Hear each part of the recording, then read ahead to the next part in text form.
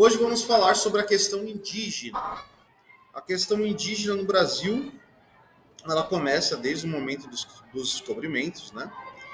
E nós vamos discutir um pouco de como essa política, desde os descobrimentos, ela vai se relacionar à mudança ali do Império com a República. E para isso temos que retomar um pouco na linha do tempo, correto? Para falarmos e chegarmos ao assunto da aula de hoje, que é como a República tratou a questão indígena, né? Então vamos lá. Pessoal, desde os descobrimentos, a coroa portuguesa ela teve várias abordagens quanto aos indígenas. Então, no primeiro momento, houve somente um contato ali para demarcação, para colocar os chamados marcos, né, que eram aquelas pedras que os descobridores colocavam para demarcar que aquela terra foi descoberta, que um português já passou por ali. Então, geralmente se deixavam degradado, deixavam um membro da tripulação convivendo ali com os indígenas, adquirindo a língua, os costumes e, ao mesmo tempo, transmitindo seus costumes europeus para os indígenas. Degredados, eles seriam os intérpretes dos europeus quando eles voltassem ali. Então, eles ficavam anos ali convivendo com essas tribos indígenas do litoral, principalmente.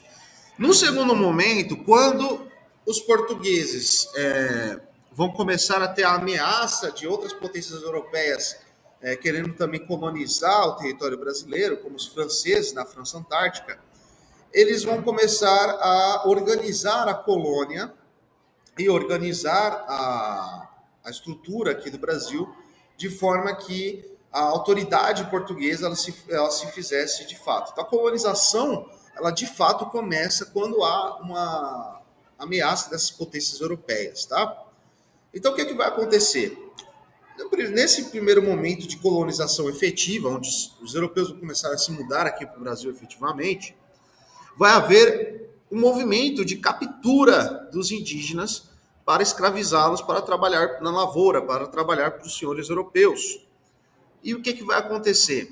Nesse momento, há uma defesa da parte dos indígenas pela Companhia de Jesus e por outros padres de outras ordens.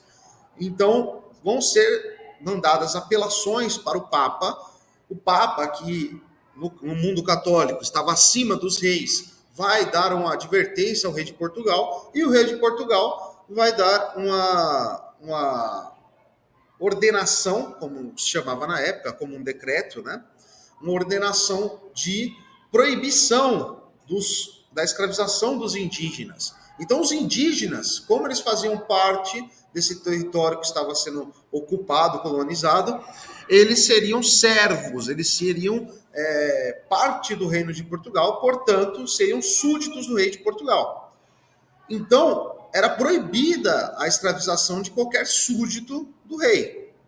Então, nesse primeiro momento das ordenações joaninas, né, e outras que vão se seguir, vai ser estabelecida a proibição de captura e escravização dos indígenas. Então, nesse contexto de 1570, nós temos a primeira lei de liberdade indígena. Embora fosse uma lei que garantisse a liberdade indígena, havia algumas exceções que permitiam a escravização dos indígenas. Então, olha só, qual tipo de exceção que havia a essa questão de escravizar outro ser humano, né? Um indígena? Era chamado as guerras justas. As guerras justas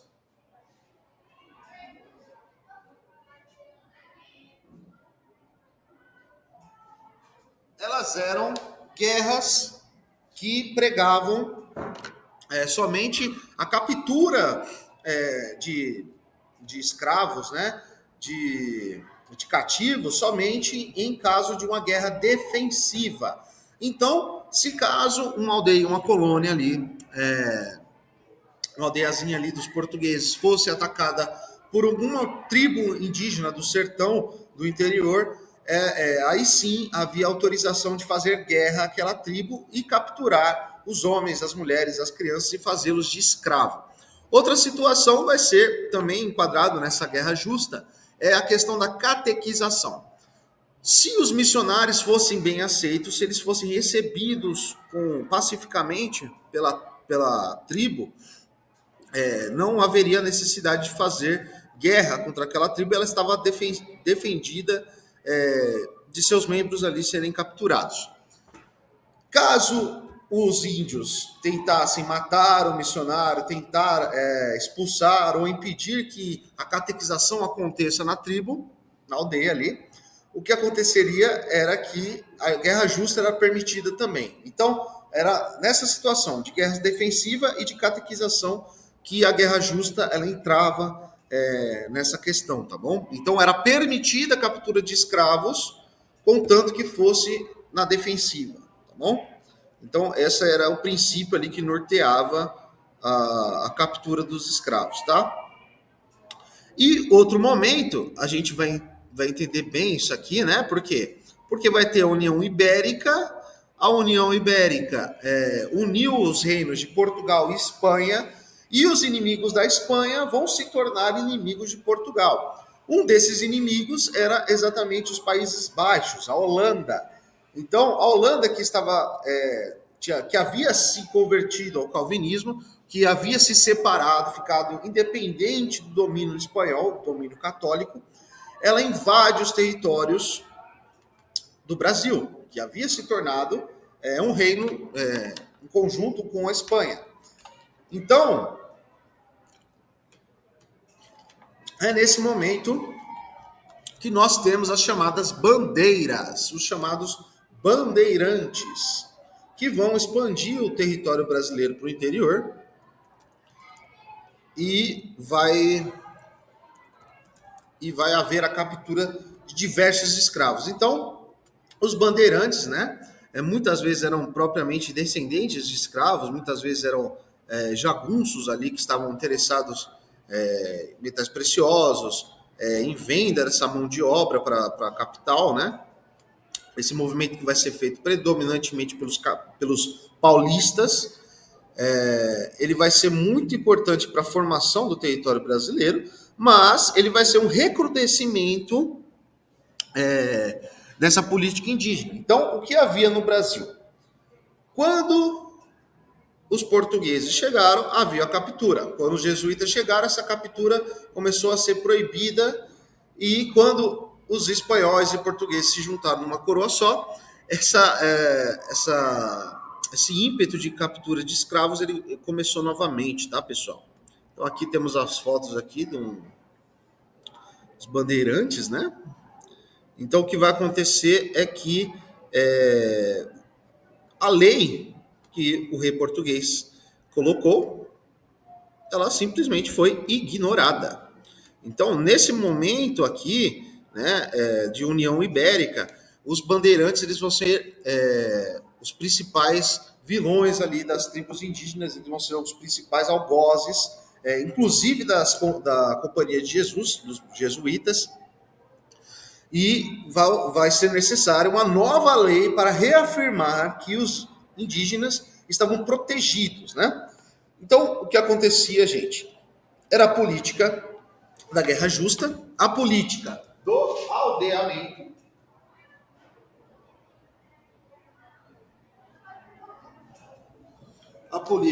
aldeamento, e essa política ela consistia no seguinte: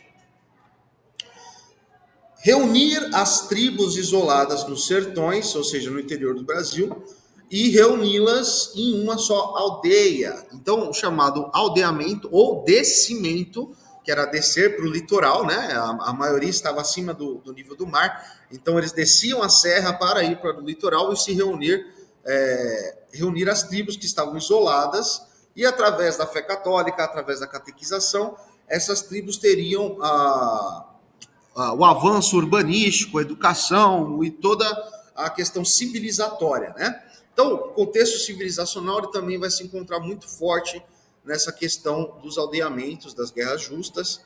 E os bandeirantes, eles vão contestar tudo isso. Gente, não achem que essas políticas de proteção dos indígenas, porque, veja, essa alternativa de aldeamento, ela se dava com uma alternativa às guerras justas, ela se dava num contexto onde os indígenas eles estavam sob ameaça o tempo todo, de tribos vizinhas, do próprio homem europeu. Então, era dado como uma alternativa ali, ele receber o ensinamento ali, católico, tal, todas a questão dos dogmas, dos costumes, né? Só que algo vai ser muito importante, gente. Por quê? Porque apesar de ter o aldeamento, de eles ensinarem a fé católica, né, de terem todos aqueles preceitos religiosos, né, os jesuítas eles faziam questão de preservar a língua dos índios e preservar os costumes dos indígenas. Então, os costumes indígenas que eram combatidos pela Companhia de Jesus eram o costume da antropofagia e do canibalismo, da poligamia, da bebedeira, e da violência intrínseca entre outras tribos. Então, esses costumes eles eram combatidos, tá? E, em contrapartida disso, a língua era preservada. Os costumes ali, de vestimenta dos índios não eram alterados. Os índios não tinham obrigação, por exemplo, de casar com nenhum colono. Algo que vai mudar mais para frente, né? Então, olha só. Nessa questão aqui da segunda é uma reafirmação, gente. Essa segunda lei, ela foi uma reafirmação da primeira que estava sendo descumprida, né? Então, olha só, é aquela questão de você escreve porque não está sendo cumprido, né? Não pise na grama, é porque tem gente que está pisando na grama. Então, você só escreve aquilo que está sendo descumprido, né? Aquilo que não é necessário ter correção, você não vai escrever nada, né? Então, essa lei, ela vai reafirmar uma lei que já estava sendo descumprida na época, tá? Por essa questão dos bandeirantes. 1609, lei que reafirmou a liberdade indígena. Como a lei de liberdade era descumprida, buscou-se reafirmar os direitos à liberdade dos indígenas e suas exceções. 1686, aqui os regimentos das missões. Então, olha só, como eu falei para vocês, havia muito conflito entre a parte religiosa, os religiosos, jesuítas principalmente, os chefes das capitanias, ou seja, aqueles que queriam expandir a sua influência, expandir as suas riquezas, né? Os colonos portugueses, e havia uma pressão, né, dos próprios indígenas para não haver essa influência de todos os lados. Então, o que vai acontecer?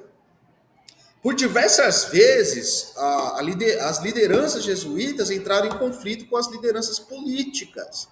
Então, por exemplo, o padre Manuel da Nóbrega, por exemplo, ele vai ser muitas vezes combatido ali pela autoridade local, a autoridade política ali que representava a coroa portuguesa. E numa dessas...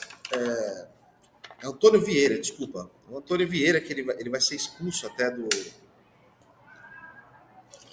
Brasil por conta dessa defesa com os indígenas, né? Isso desagradava muitos latifundiários, desagradava muitos colonos, a autoridade local, e era visto como um obstáculo para chegar à civilização, para conquistar ali os sertões, principalmente, né? Então, em 1686, vai ter esse primeiro atrito ali de forma de lei da coroa contra o clero, né? O regimento das missões. As missões, gente, eram chamadas essas tentativas de catequização. Então, o missionário, ele vai fazer a missão. Então, a missão de catequizar os guaranis, de catequizar os tupis, ela vai ser feita por um missionário tal. Então, missão, ela assume esse caráter, tá? Decreto para os estados do Maranhão e do Grão-Pará. Regulamentou os missionários que cristianizavam os indígenas, bem como fornecimento de indígenas para a mão de obra. Olha só que interessante. A preocupação com a mão de obra, gente, ela vai levar, inclusive, né? No começo ali da história brasileira, ela vai ser tentada, né? Esse trabalho escravo nas lavouras vai ser tentado com os indígenas, os jesuítas vão intervir e para suprir essa necessidade de mão de obra, vai ser importado mão de obra do continente africano.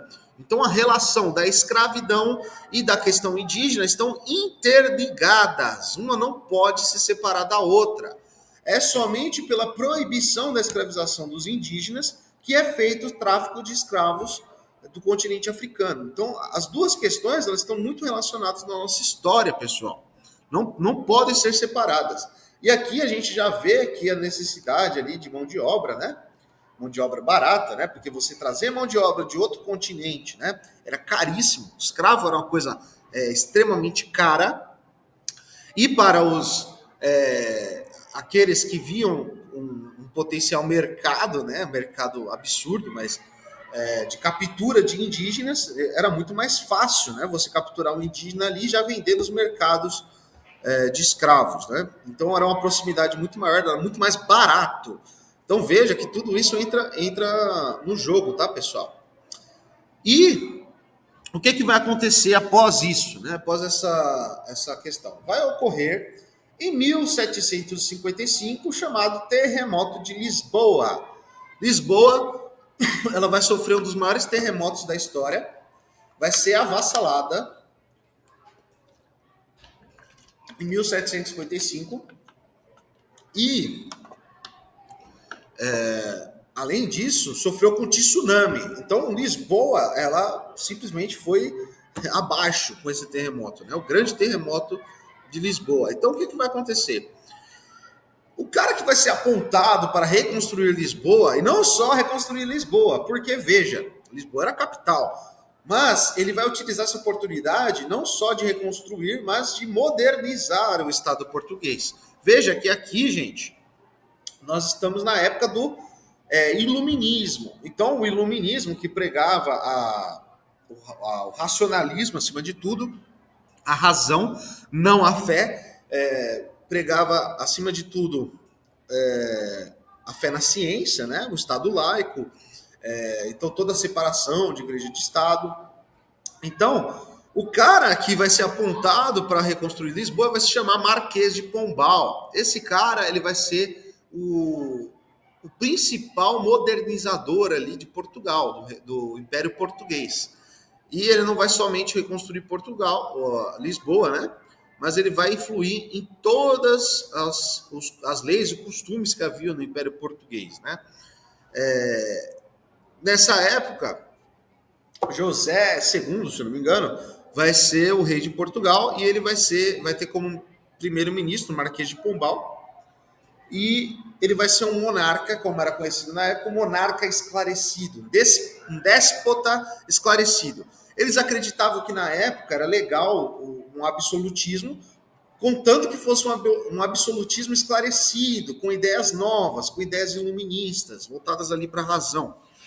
Então, ele vai ter muita autonomia para fazer várias reformas ali, tá? Por isso que essa época aqui era tão importante. As reformas do Marquês de Pombal vão ser as principais por conta da expulsão dos jesuítas. Então veja que toda essa história aqui foi um momento de proteção com os indígenas. Podemos contestar, mas está sendo feita a catequização, tal. Sim, mas em uma alternativa ao extermínio físico deles ou escravização, é uma proteção sim, tá? Então, a Companhia de Jesus, os jesuítas, era o principal obstáculo que havia, né? Então, o que o Marquês de Pombal faz? Ele faz a expulsão dos jesuítas e faz a lei da liberdade indígena. Proibia a escravização e libertava os indígenas escravizados do Grão-Pará e do Maranhão. Por resistência dos colonizadores, a lei foi logo revogada. Vai ser essa... E o Diretório dos Índios. O Diretório dos Índios ela vai ser a mais importante lei. Por quê? Porque com a expulsão dos jesuítas acaba a política do aldeamento. O aldeamento ele cessa. Qual vai ser a alternativa que o Marquês de Pombal vai criar? Os chamados diretórios. Os diretórios seriam um aldeamento laicizado. Em vez de ser um padre jesuíta ali fazendo a organização das aldeias indígenas, seria um diretor escolhido pelo Estado português e que seria o cara que vai impor a cultura portuguesa para os indígenas. Por quê? Porque o Marquês de Pombal ele vai querer modernizar. Então, aquela questão de sociedades que estão em aspectos ali anteriores, que estão ali em um contexto primitivo ainda, segundo eles, vai ser um obstáculo para essa modernização. Então, o que se deve fazer? Deve-se assimilar o indígena, nem que seja pela força. Então, o indígena ele vai ser proibido de falar a própria língua. O indígena ele vai ser obrigado a casar suas filhas com colonos brancos e vai ter que abandonar as suas vestimentas. Então, toda a sua cultura ela vai ser atacada em prol de uma assimilação à cultura portuguesa, tá? Então, essa política aqui, gente, ela vai ser a mais importante da história ali. Todas as políticas que vêm depois dela só são consequência dessas políticas, tá? São consequências diretas dessa lei do Diretório dos Índios, tá?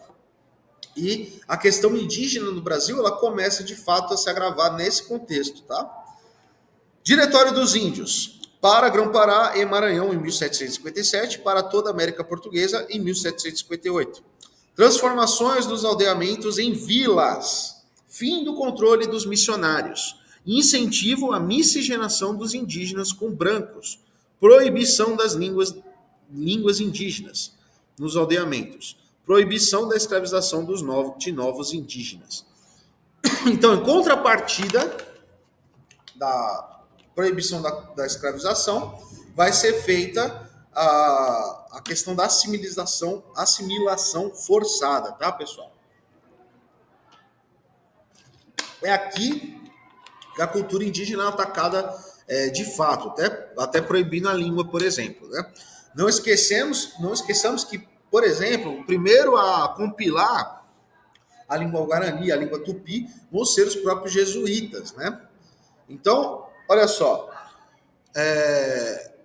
durante todo esse período, no Marquês de Pombal, depois Pombal ele vai ser deposto, ele vai ser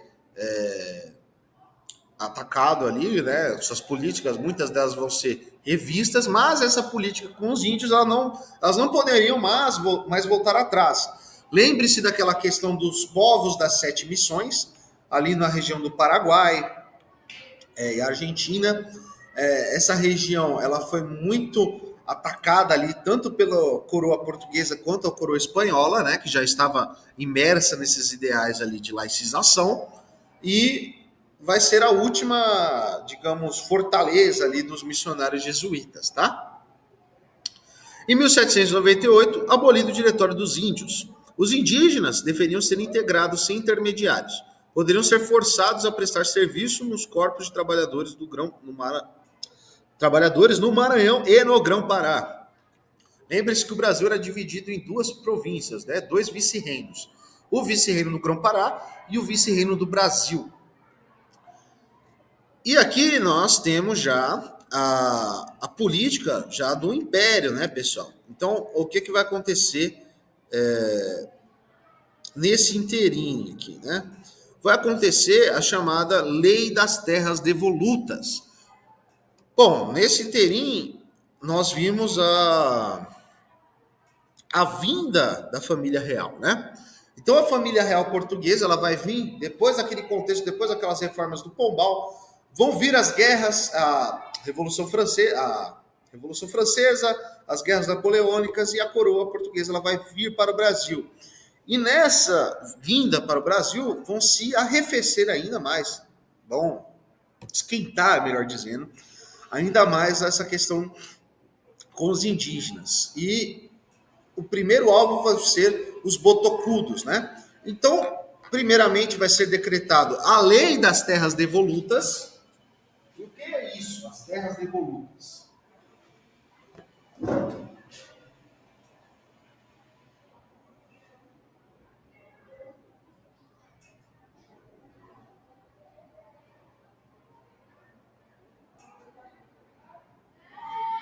O que é as leis das terras devolutas? O que vai acontecer, pessoal? Que com a vinda de Dom João VI,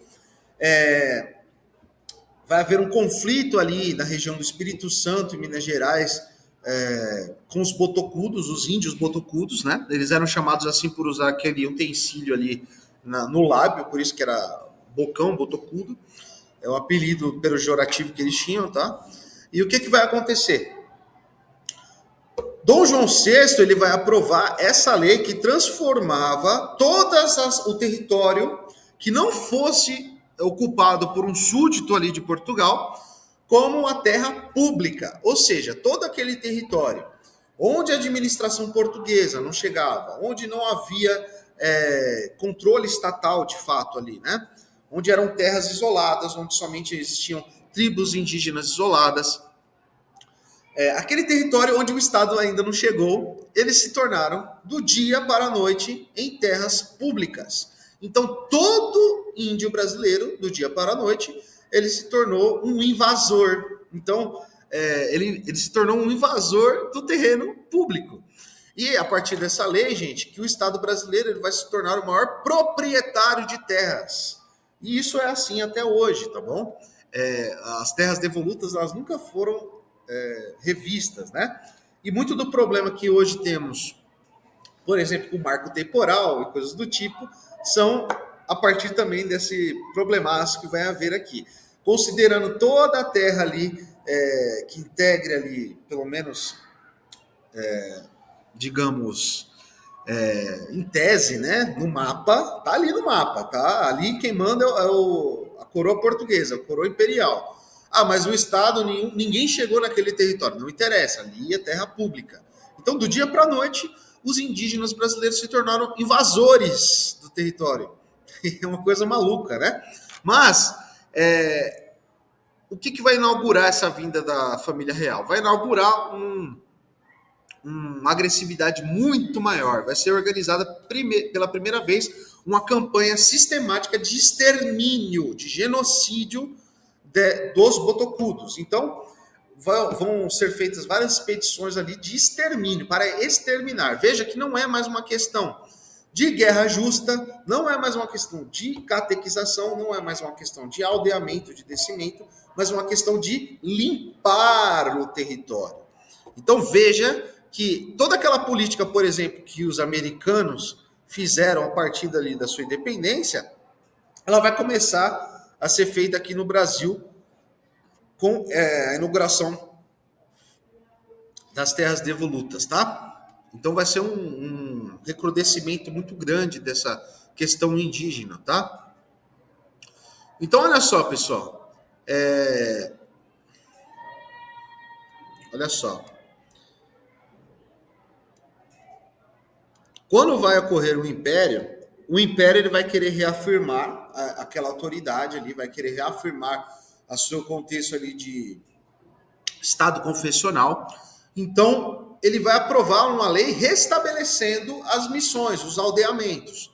Só que, veja, os aldeamentos ali com os jesuítas, eles estavam subordinados somente ao Papa. Eles só deviam respeitos ao Papa, eles não tinham que prestar respeitos, esclarecimentos de absolutamente nada. A autoridade deles estava acima do rei de Portugal, que era o Papa. Já em 1845, já com o Império Brasileiro, né, independente ali, essas missões elas vão ser subordinadas ao imperador do Brasil. Então, vai acontecer o regulamento das missões, a primeira política unificada do Império para os indígenas. Confinava-os em aldeamentos controlados por diretores militares. Na verdade, gente, quem fazia o controle desses aldeamentos eram os jesuítas, os capuchinhos. Então, os capuchinhos, eles faziam as vias burocráticas de organização desses aldeamentos, de catequização, mas eles não respondiam diretamente ao Papa, mas respondiam diretamente ao imperador do Brasil, que tinha o poder do padroado, o poder de apontar bispos, cardeais ali, né? Apontar não, de nomear ali, de indicar. A indicação, a nomeação era feita pelo bispo, né? Pelo arcebispo, mas o imperador tinha essa autonomia de poder indicar. Então, durante todo esse regime imperial, vai haver essa retomada dos aldeamentos, só que esses aldeamentos condicionados à autoridade do imperador. Se o imperador não quisesse certo tipo de prática ali, ele simplesmente intervia, né? Diferente daquela situação ali com o Papa, né? Então, o que vai acontecer, gente? Isso permaneceu durante um império, tá? E já com o começo da República, vocês lembrem pelas aulas anteriores, que a modernização, a questão do Estado laico, né, se afastar da autoridade religiosa era muito importante, toda aquela questão do positivismo, né? E veja, gente, não é só questão do positivismo. Eu coloquei nas aulas anteriores até um vídeo ali da igreja positivista, né? Os positivistas, eles enxergavam os indígenas como potenciais ali de missões positivistas laicizadas. Sim, eles queriam mudar essa questão do missionário, ser um missionário, para ser um missionário republicano, um missionário que vai moldar ali, espalhar o Estado laico, falar sobre como essas instituições são benéficas a todos, né? Trazer a civilização. Então, o discurso civilizacional ele já muda para um discurso científico, um discurso ali positivista, tá? Então vão ser estabelecidas realmente, gente, eles chamavam de missões positivistas, tá? Chamavam de missionários positivistas, não é zoeira.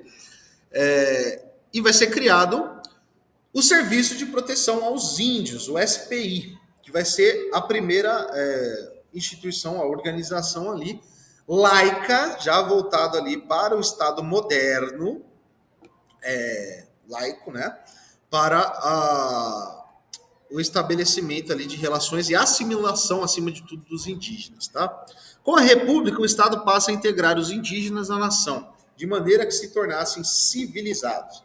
Então, qual que vai ser a maneira que eles vão se tornar civilizados, né?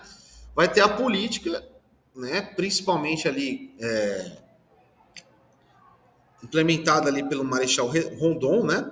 Uma política de assimilação de roças, né? Para ser trabalhado a terra, né? Fixar essas populações em um terreno só, torná-los sedentários, né? E assimilar a cultura, assimilar a questão ali da economia, a nação. Veja que nesse ímpeto de unificar a nação, nesse ímpeto de levar a autoridade republicana para todas as províncias, para todos os estados, o Marechal Rondon, né, ele vai também querer implementar, querer assimilar essas populações também na economia, tá? Só que qual vai ser a diferença, né? A diferença é que o Rondon, ele fazia uma abordagem mais pacífica, né?